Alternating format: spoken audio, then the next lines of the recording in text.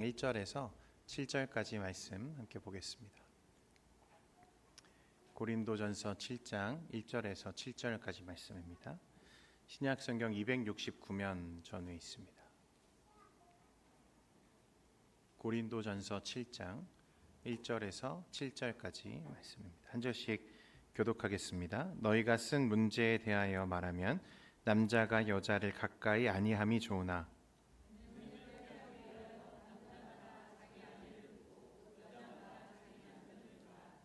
남편은 그 아내에 대한 의무를 다하고 아내도 그 남편에게 그렇게 할지라.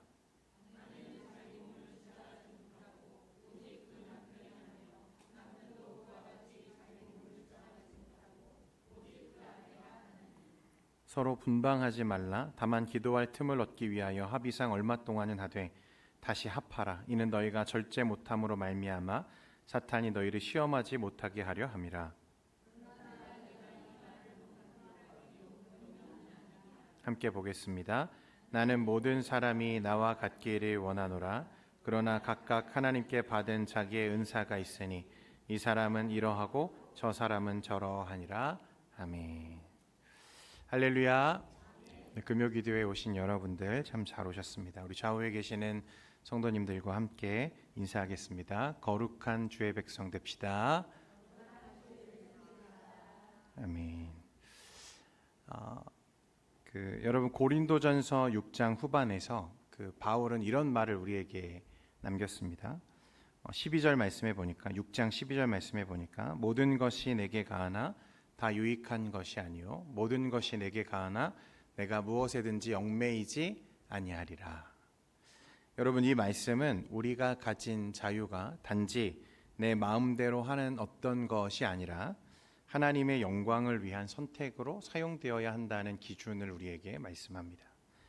여러분 우리는 주님의 은혜로 구원받았습니다. 그래서 모든 죄와 그 굴레에서 이미 자유해졌고 그 어떤 죄책과 또 죄의 어떤 영향에서 우리를 얽맬 수 없다고 성경은 선언합니다. 하지만 바울은 우리의 자유가 거저 주어진 것이 아니라 그리스도의 핏값으로 주고 사신 바 되었다고 말씀했습니다. 그러니까 따라서 저와 여러분을 포함한 우리의 몸은 또 우리의 인생은 우리의 것이 아니라 누구의 것이라고 말씀하는 거죠? 그리스도의 것임을 성경은 말씀하고 있다는 거예요. 그러므로 이제 우리가 우리의 몸이 주님이 거하시는 성령의 전으로 거룩하게 드리는 삶을 살아라 라고 바울은 우리에게 도전했습니다. 그래서 19절과 20절 말씀에 이렇게 말씀하죠. 우리 같이 한번 읽겠습니다. 19절과 20절입니다. 시작. 너희 몸은 너희가 하나님께로부터 받은 바 너희 가운데 계신 성령의 전인 줄을 알지 못하느냐? 너희는 너희 자신의 것이 아니라 산 것이 되었으니 그런즉 너희 몸으로 하나님께 영광을 돌리라. 아멘. 그러니까 무엇을 먹든지 무엇을 마시든지 오직 누구를 위해서 해라? 하나님의 영광을 위해서 살라고 주님 말씀하십니다. 왜냐하면 너희는 이제 너희의 것이 아니라 너희 몸은 너희 것이 아니라 그리스도의 것이기 때문에 그렇다는 거죠. 여러분 무엇을 먹든지 마시든지 먹는 것과 마시는 것은 사실 굉장히 사소한 거죠. 그런데 그런 것들마저도 무엇을 위해 해라? 하나님의 영광을 위해서 하라는 것은 저와 여러분의 모든 삶이 어디에 속해야 된다는 것입니까? 하나님의 영광을 위한 삶에 속해 있어야 한다는 것을 말하는 것입니다. 바울은 이런 원칙 위에 이제 고린도전서 7장을 이제 이야기하기 시작하는데요.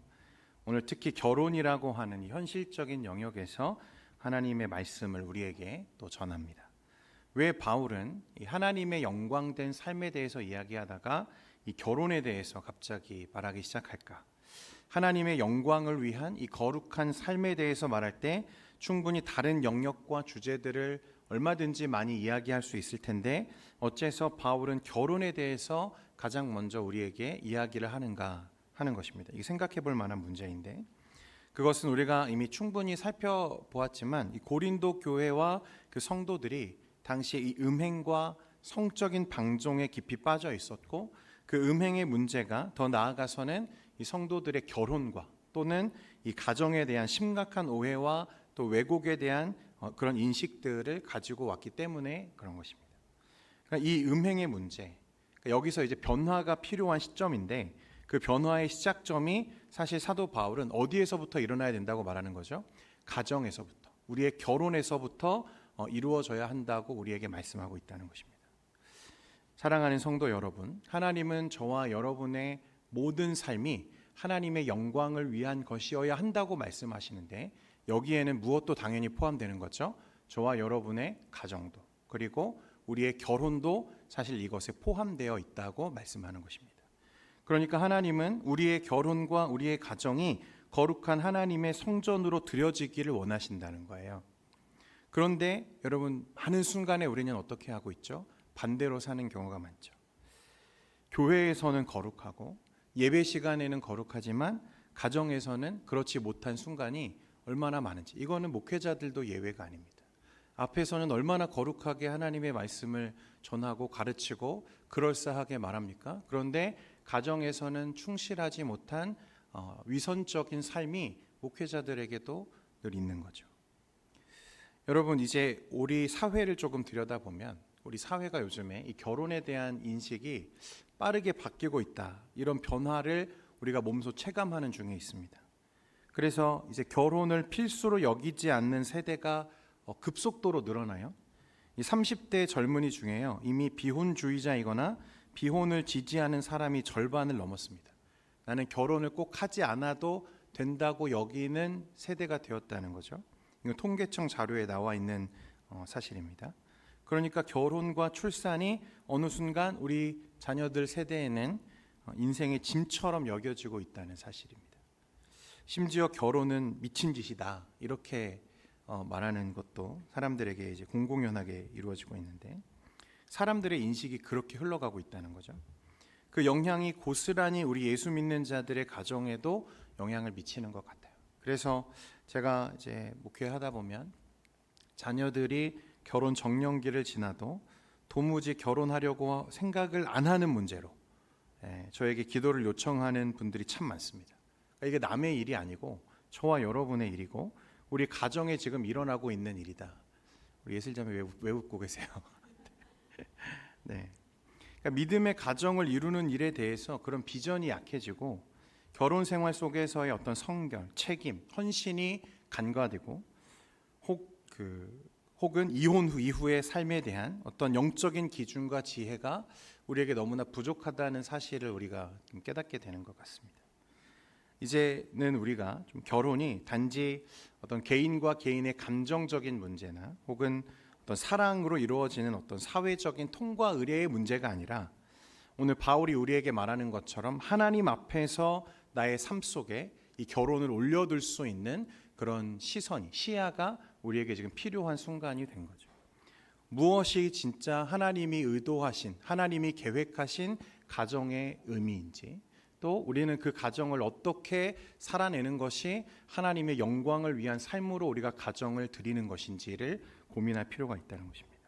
그래서 바울은 이 결혼이라고 하는 이 복음적 질서 안에서 어떻게 자유를 하나님의 영광을 위해서 사용할 것인가를 우리에게 지금 묻고 있는 거죠.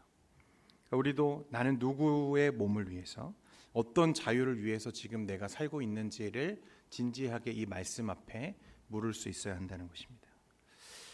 이제 본문 1절에 보면요, 바울이 이렇게 우리에게 말합니다. 우리 1절 말씀 같이 한번 읽겠습니다. 시작. 너희가 쓴 문제에 대하여 말하면 남자가 여자를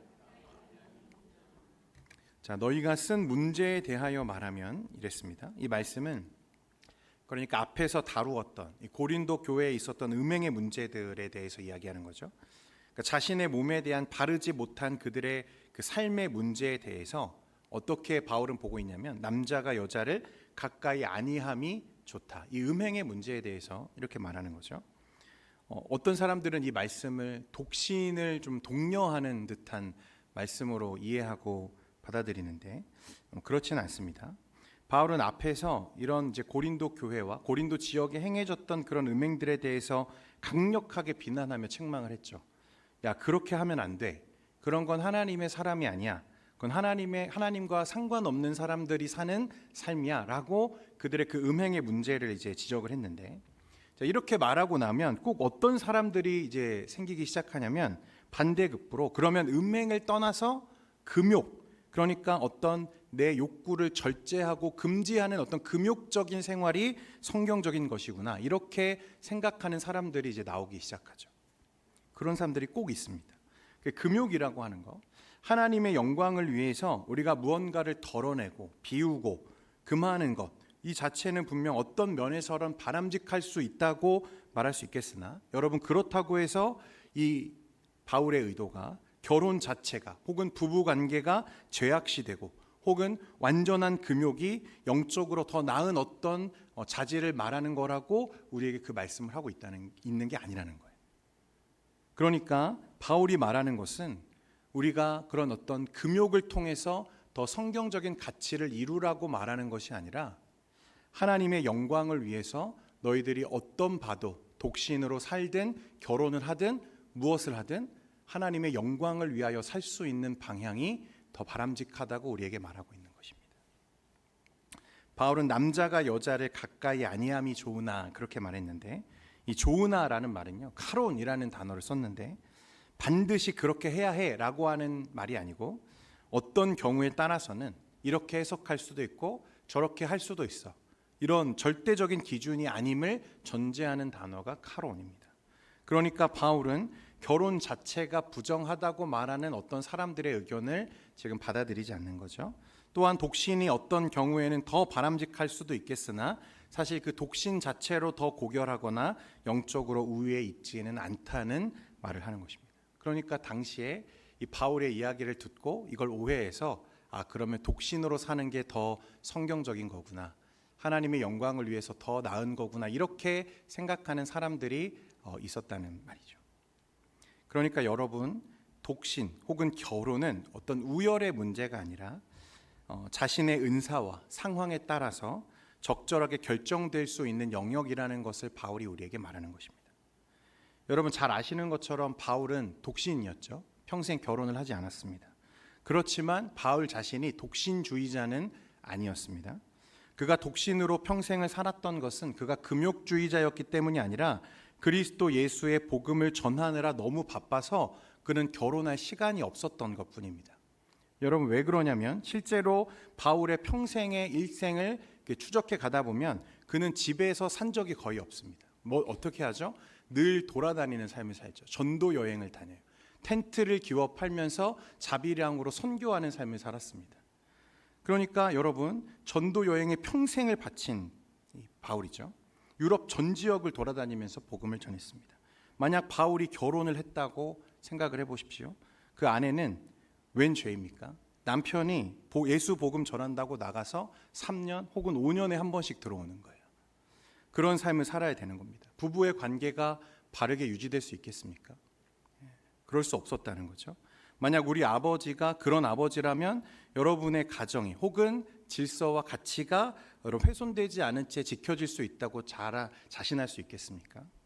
그러니까 바울 자신은 하나님의 영광을 위해, 하나님의 사명을 위해 어쩔 수 없이 자신의 삶 가운데 독신으로 지낼 수밖에 없는 환경이었다는 거죠. 그의 일생에 있어서 가장 중요한 건 예수의 복음을 전하는 일이었고, 그 일에 매진하기 위해서 그는 독신의 길을 선택해서 걸을 수밖에 없었다는 것입니다. 그러니까 그게 독신으로 사는 게 영적으로 더 유익해서 독신의 삶을 선택한 게 아니라, 그는 그렇게 살아야만 하나님의 사명을 이룰 수 있다고 생각했기 때문에 독신의 삶을 산 거예요. 그렇다면 이미 결혼했다면, 결혼한 상태라면 어떻게 했어야 될까요, 여러분? 그 가정에 충실하고 내 아내에게, 내 남편에게 최선을 다하는 것이 바로 하나님께 영광이 되는 삶이라고 오늘 바울은 우리에게 이야기하고 있는 것입니다. 바울의 관점은 그러니까 결혼을 하느냐 마느냐, 혹은 결혼하는 게 옳으냐 그르냐의 관점이 아니라 하나님의 영광을 위하여 어떤 삶을 살 건지에 대해서 우리에게 묻고 있는 거예요. 독신이라도 그 독신의 선택이 하나님의 영광이 아니라 나의 어떤 영적인 우월감을 위한 독신이라면 그건 하나님의 영광을 위한 것이 아니죠. 바람직한 것이 아니라는 것입니다. 반대로 결혼도 마찬가지죠. 결혼의 목적과 이유도 오늘 바울이 우리에게 말하는 바에 의하면 무엇입니까? 나의 평안과 나의 어떤 만족을 위한 것이 아니라 하나님의 영광을 위한 것이어야 한다고 말하는 거예요.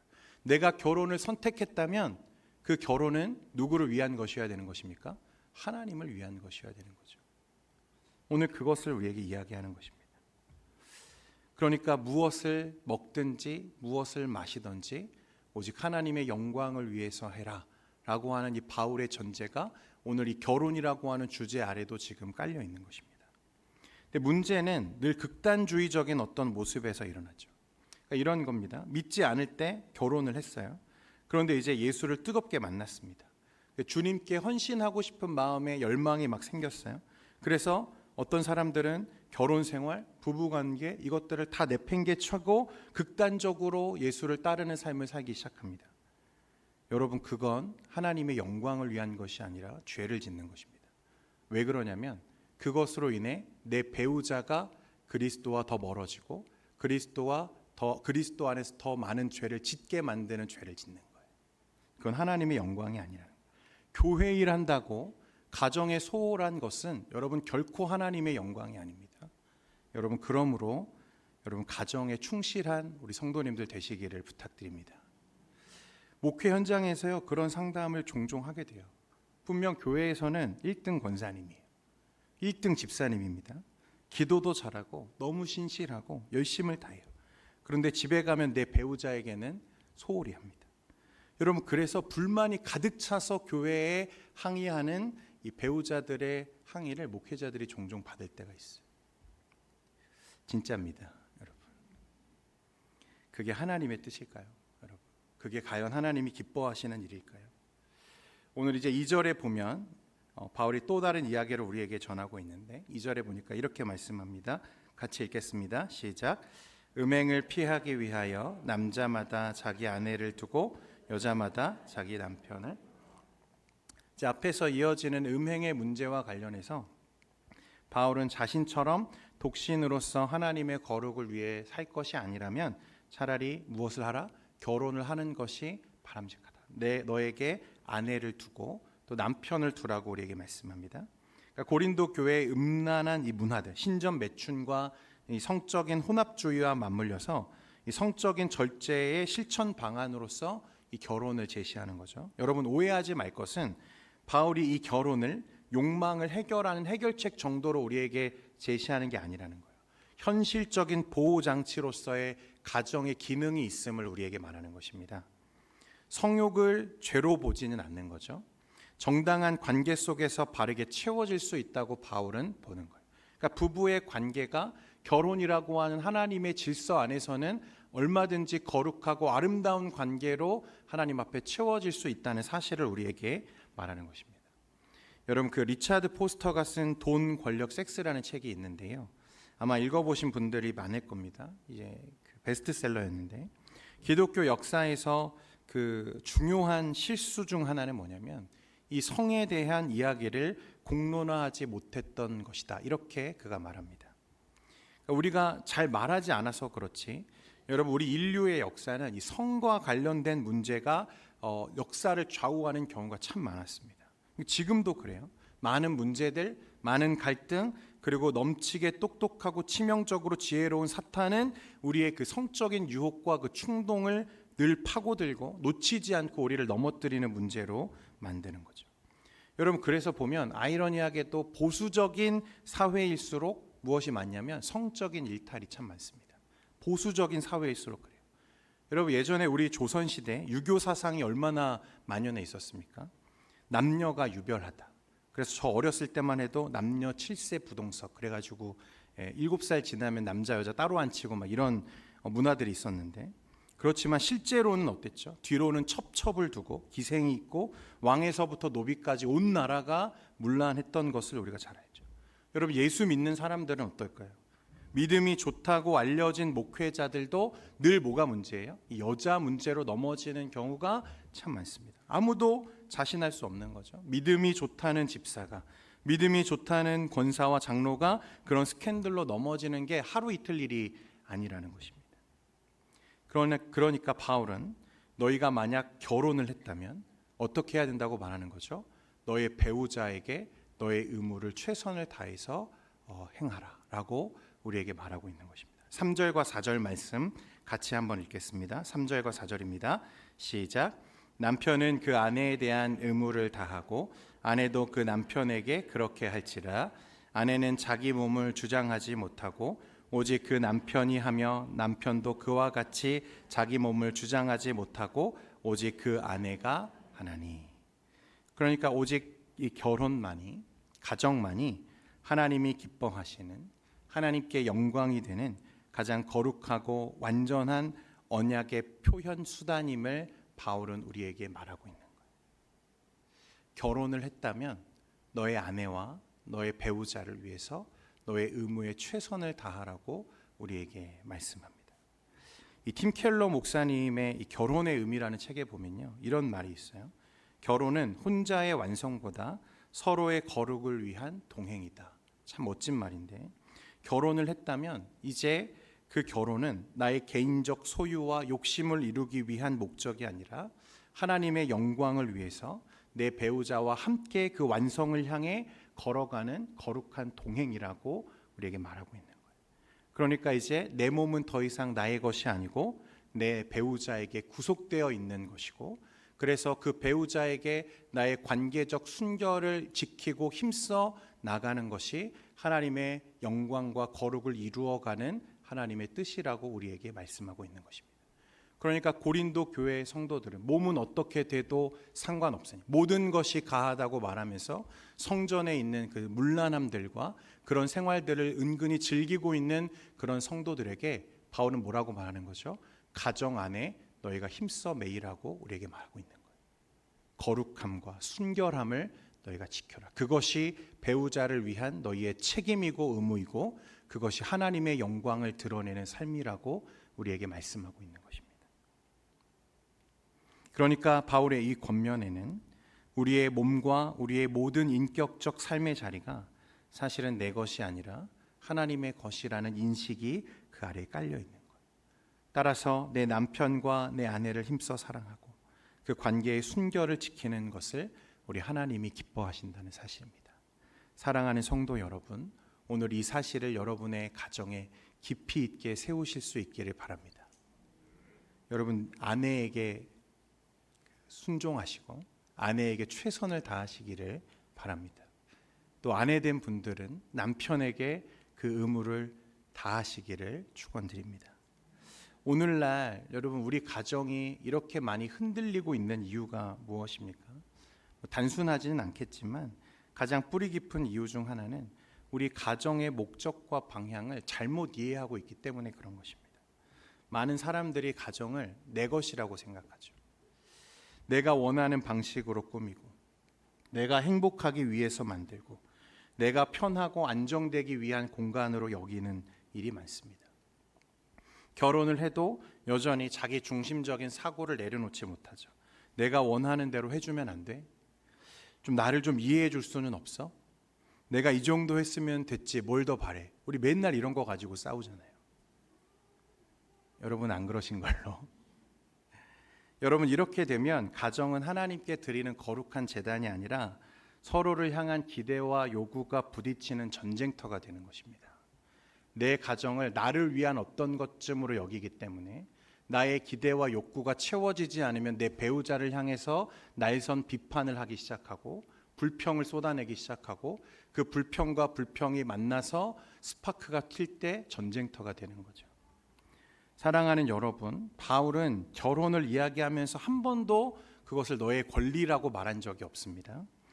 네가 원하는 걸 얻을 수 있는 어떤 것이라고 결혼을 설명한 적이 없다는 거예요. 오히려 남편은 아내에 대한 의무를 다하고 아내도 남편에 대해서 그렇게 하라고 말합니다. 그리고는 서로의 몸은 서로가 주장하는 것이 아니라고 말하고 있다는 거예요. 그러니까 바울은 이 결혼이라고 하는 것이 나의 유익을 위한 어떤 제도가 아니라 하나님의 영광을 위한 자리라고 우리에게 말씀하고 있습니다. 이를 위해서 서로가 서로를 위해 드리는 희생적 헌신의 자리가 결혼이라는 거예요. 그리고 그 희생의 중심에는 반드시 하나님께 영광 돌리려고 하는 우리의 삶의 근본적 믿음의 고백이 바탕이 되어 있는 것입니다. 사랑하는 성도 여러분, 그러므로 여러분의 가정을 하나님의 손 위에 올려놓을 수 있기를 바랍니다. 그리고 내 배우자에게 최선을 다하셔야 돼요. 여러분 진심을 다하셔야 됩니다. 그걸 하나님이 원하시는 거예요. 결혼은 나를 위한 제도가 아니라 오히려 내 배우자를 위한 나의 자리이고, 결혼은 하나님께 드려지는 삶의 현장이라는 것입니다. 그래서 가정이 회복되려면 여러분 가장 먼저 우리 가정의 주인이 누구이신지를 확인할 필요가 있습니다. 하나님이 과연 우리 가정의 주인 되어 계시는가? 하나님이 그렇게 나의 삶의 영광을 위한 자리로서 내가 내 결혼과 가정을 하나님의 자리에 올려놓고 있는지를 점검할 수 있어야 된다는 거예요. 목표를 잃은 배는 흔들릴 수밖에 없고 좌초할 수밖에 없다는 사실입니다. 그러니까 여러분, 오늘 이 말씀 앞에서 우리가 다시 고백할 수 있기를 바랍니다. 주님, 이 가정은 제 것이 아닙니다. 주님이 세우셨고 주님의 영광을 위해서 존재하는 것입니다. 그래서 우리가 결혼할 때 이 크리스찬들, 특히 믿음의 사람들은 결혼식을 예배로 드리죠. 그리고 하나님 앞에 언약합니다. 하나님, 이 가정이 내 것이 아니라 하나님의 것임을 우리가 하나님 앞에서 서약하는 거예요. 그래서 그 앞에서 하나님이 주인 되시고 증인 되시는 가운데에서 내가 내 배우자에게, 내 남편에게, 내 아내에게 우리가 순결을 다할 것을 우리가 서약하는 것 아닙니까? 그런데 우리가 어느 순간 이 가정의 본질을 잃어버리고 나의 욕구와 나의 욕망을 채우는 도구쯤으로 가정을 생각할 때가 참 많다는 거예요. 오늘 7절 말씀에 보면 바울은 모든 사람이 나와 같기를 원한다 이렇게 말합니다. 여러분, 그것은 우리 모두가 독신으로 살기를 원한다는 뜻이 아닙니다. 바울은 우리 모두가 하나님의 영광을 위하여 살기를 원한다는 말입니다. 그래서 누군가는 자신처럼 독신으로 살며 복음과 말씀을 위해 매진하는 삶을 살기도 하고, 누군가는 결혼이라고 하는 하나님의 질서와 제도 안에서 서로에게 언약적 헌신과 사랑을 통해서 하나님의 영광을 드러내는 삶을 살게 될 거라고 말씀하는 것입니다. 결혼도 나의 몸도 결국 하나님의 것임을 인정할 때 그 안에 진정한 화목과 평강이 흐르게 된다고 오늘 말씀하고 있습니다. 그런 관점에서 이제 결혼에 대한 이야기가 지나가면 8절과 9절에 보면 내가 결혼하지 아니한 자들과 과부들에게 이르노니 나와 같이 그냥 지내는 것이 좋으니라. 만일 절제할 수 없거든 결혼하라. 정욕이 불같이 타는 것보다 결혼하는 것이 나으니라. 이 말씀은 독신으로 살기를 종용하는 것은 아닙니다. 왜 이렇게 말하는 거죠? 우리의 삶은 이미 우리의 것이 아니고 하나님의 것이고 하나님께 집중된 삶을 살기 위해서라면 그렇게 할 수 있다고 우리에게 권면하는 것입니다. 또 10절과 11절에 보면 결혼한 자들에게 말하노니 여자는 남편에게서 갈라서지 말고 남편도 아내를 어떻게 하지 말라? 버리지 말라. 이혼에 대한 이야기죠. 그 언약적 관계의 순결과 서로에 대한 헌신을 깨뜨리지 말고 늘 함께 하라고 우리에게 말씀하고 있습니다. 그럼 목사님, 이런 질문을 할 수 있을 것 같아요. 목사님, 예수를 안 믿는 내 남편은 어떻게 합니까? 목사님, 예수를 안 믿는 내 아내와 사는 저는 이제 어떻게 해야 됩니까? 이 결혼이라고 하는 것이 하나님의 언약적 관계로서 가정과 결혼을 세워가고 가는 것이라고 한다면 나는 정말 그렇게 하고 싶은데, 그래서 하나님의 영광으로 내 삶을 드리고 싶은데 제 남편은 예수님을 모릅니다. 제 아내는 믿음이 없습니다. 이 믿음이 없는 배우자를 어떻게 해야 되는가? 어떻게 대해야 되는가? 오늘 바울은 우리에게 뭐라고 말하냐면 믿음의 대화가 안 되는 그 배우자일지라도 버리지 말라고 말씀하고 있죠.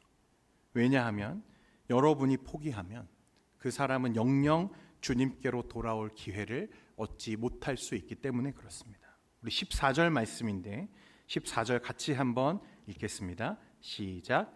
믿지 아니하는 남편이 아내로 말미암아 거룩하게 되고 믿지 아니하는 아내가 남편으로 말미암아 거룩하게 되나니 그렇지 아니하면 너희 자녀도 깨끗하지 못하니라. 그러나 이제 거룩하니라. 아멘. 혹시 믿지 않는 자와 결혼을 했지만 나의 헌신과 희생과 섬김을 통해서 그 영혼이 구원받을 수 있을 줄 어떻게 아느냐고 우리에게 묻고 있는 거죠. 그러므로 결혼을 했다면 믿지 않는 남편이라 할지라도 주 예수의 은혜 안에서 너의 의무를 최선을 다해 지키라고 말씀합니다. 그러니까 여러분, 바울은 이 결혼에 대한 어떤 개념 자체가 우리와 참 많이 다르죠. 그 결혼에 대한 개념도 첫째는 하나님의 영광, 두 번째는 영혼을 구원하는 수단, 세 번째는 죄를 이길 수 있는 강력한 도구로서 결혼에 대해서 말하고 있다는 거예요. 그러니까 우리는 늘 결혼이 나의 것이고 나의 기쁨과 나의 행복을 위한 것이라고 생각하며 살아왔는데, 바울은 그것이 아니라 이 결혼이라고 하는 것은 철저하게 하나님의 것임을 말씀하고 있는 거죠. 그러니까 나의 결혼은 배우자를 위해서, 배우자의 영혼 구원을 위해서 더 많은 헌신과 희생을 나에게 요구하고 있다는 사실입니다. 정리하면 이거죠. 우리의 몸과 마음은 이제 나의 것이 아니라 하나님의 것이므로, 따라서 우리의 결혼도, 우리의 가정도 하나님의 것이라는 것을 선언하는 거예요. 내 아내와 내 남편에게, 내 가정에 내 의무를 다하는 것이 곧 하나님께 영광이 되는 삶이라고 말씀합니다. 그런 가정에 하나님이 화평을 선물로 주시는데 15절 말씀해 보니까 혹 믿지 아니하는 자가 갈리거든 갈리게 하라. 형제나 자매나 이런 일에 구애될 것이 없느니라. 그러나 하나님은 화평 중에서 너희를 부르셨느니라. 이렇게 말씀합니다. 사랑하는 성도 여러분, 여러분의 가정이 화평한 가정 되시기를 축원드립니다. 하나님의 영광으로 드려지는 삶의 자리가 되시기를 소망합니다. 혹시 오늘 이 기도의 자리에 나온 여러분들 가운데 여러분 그 가정의 자리에서 혹시 화목과 화평이 깨어진 채 불화가 있고 다툼이 있고 그런 미움이 있고 불신이 자리 잡고 있는 여러분들이 계시다면 오늘 이 하나님 앞에서 여러분들의 믿음의 자리를 다시 회복할 수 있기를 축원드립니다. 여러분, 결혼은 내 것이 아닙니다. 내 배우자를 나에게 허락하신 그 하나님의 인도하심 앞에 순종하는 여러분들 되시기를 바랍니다. 그런 남편을 주셨고 그런 아내를 주셨다면 여러분, 내가 그 하나님의 언약적 관계 안에서 어떻게 하는 것이, 어떻게 사는 것이 하나님께 영광일까를 매 순간 치열하게 고민하셔야 됩니다. 그래서 나의 기분과 나의 감정대로 행하는 것이 아니라 오직 하나님의 영광을 위해서, 하나님의 영혼 구원을 향한 열정을 위해서, 또 죄를 짓지 아니하는, 죄를 이기는 그 어떤 거룩한 도구로서 하나님이 그 자리를 원하십니다. 그러므로 순결하고 진실하고 마음을 다하는 여러분들의 의무 가운데 하나님 앞에 여러분 설 수 있기를 주님의 이름으로 축원드립니다. 우리 이 시간에 우리의 가정을 위해서 기도하기에 앞서서